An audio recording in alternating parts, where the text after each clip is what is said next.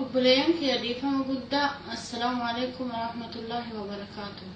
وروني بالبلتن إيفا مسنقا فتشات نينيهم بالبلي نامه بالبلي نرد تشفتات انجرا وحدوبة ديبئة من بالبلي نا وبليان كي هنغان الغاتنا جولي شامراني تدبر ستين بالبلي نا ركون جرات قوت تاسراني وجيناسو إن شاء الله بالبلي نا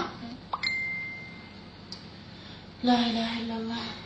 هم بالبلي نا قوت جولي أرومو ججبو فيك أقاليوان asirraan kootaati waliin bal'inaan irratti haasofna yoo akka barumsa asirra waa argachuu barbaadan hin bilbilina asiin kootaa jechuudha.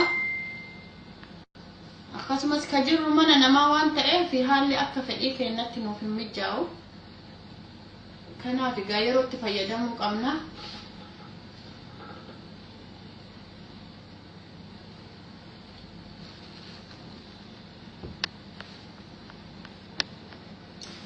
Sagaleen kiyyan nagama obboleeyyan tiyya.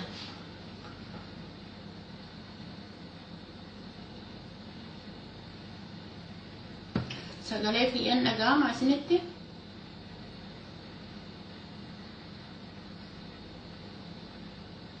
Gaafadhu Abdulqaadir gaafii maal qabda? Shukran galatooma.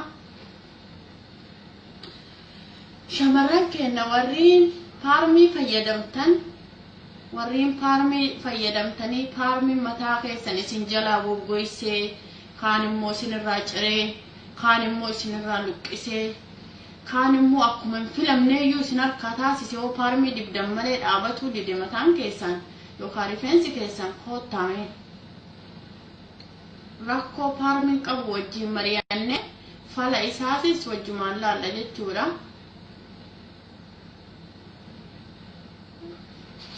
Kootaan defeessanii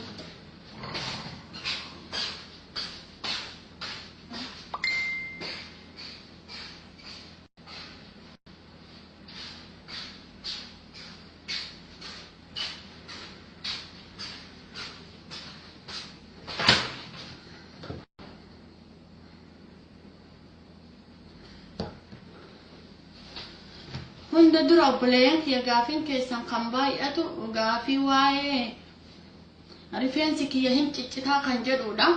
Akkasumas immoo rifeensi kiyya yeroo baay'eetti dheerachuu didaa hin ciccitaa kunis immoo na ho'isisaa kan jettanis hin jirtanii.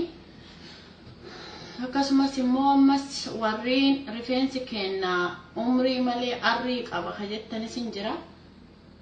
Hin buqqaa akka malee buqqaa kan jettanis hin jira jechuudha. Obboleeyyan kiyya rikkoo isinirratti illee liivii dheeressuun barbaadu isiniifin dubbachaa deema. Tokkoffaa waa'ee paarmitiin dubbachuu barbaada. Shamarran teenya qaqqaalii abbuu adinan hin bilbilin yaa obboleessa kiyya qaalee hin bilbilin naame obboleeyyan kiyya. Rabbiin waa laaffisuu hin bilbilin